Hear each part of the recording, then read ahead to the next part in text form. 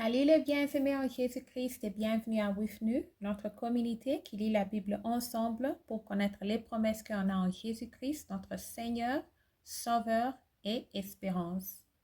Nous continuons avec le livre de Hébreux, chapitre 8. Jésus est un souverain sacrificateur supérieur à ceux de l'ancienne alliance. Suite. Son sacerdoce le constitue médiateur d'une alliance nouvelle et définitive. Son sacrifice est unique et parfait.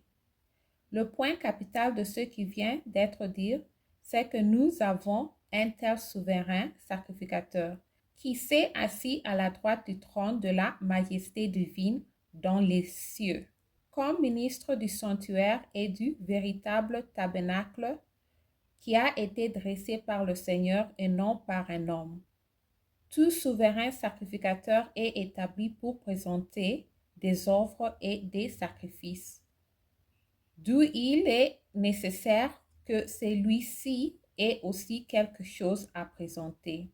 S'il était sur la terre, il ne serait pas même sacrificateur, puisque là sont ceux qui présentent les offrandes selon la loi, lesquels célèbrent un culte, image et ombre de choses célestes, selon que Moïse en fut divinement averti lorsqu'il allait construire le tabernacle.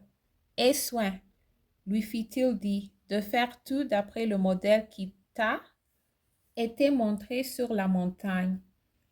Mais maintenant, il a obtenu un ministère d'autant supérieur qu'il est le médiateur d'une alliance plus excellente, qui a été établie sur de meilleures promesses. En effet, si la première alliance avait été sans défaut, il n'aura pas été question de la remplacer par une seconde, car c'est avec l'expression d'un blâme que le Seigneur dit à Israël: Voici les jours viennent, dit le Seigneur, où je ferai avec la maison d'Israël et la maison de Juda une alliance nouvelle, non comme l'alliance que j'ai traitée avec leur père, le jour où je les saisis par la main pour les faire sortir du pays d'Égypte, car ils n'ont pas persévéré dans mon alliance. Et moi aussi je ne me suis pas soucié d'eux, dit le Seigneur. Mais voici l'alliance que je ferai avec la maison d'Israël. Après ces jours-là, dit le Seigneur, je mettrai mes lois dans leur esprit, je les écrirai dans leur cœur, et je serai leur Dieu, et ils seront mon peuple. Aucun n'enseignera plus son concitoyen, ni aucun son frère en disant: Connais le Seigneur, car tous me connaîtront, depuis le plus petit jusqu'au plus grand d'entre eux.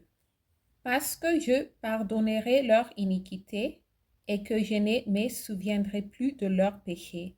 En disant une alliance nouvelle, il a déclaré la première ancienne pour ce qui est ancien, ce qui a vieilli est près de disparaître. Merci d'avoir lu ensemble. On continue avec chapitre 9 demain. J'améliore mon français en lisant la Bible. Restez en Jésus-Christ et shalom.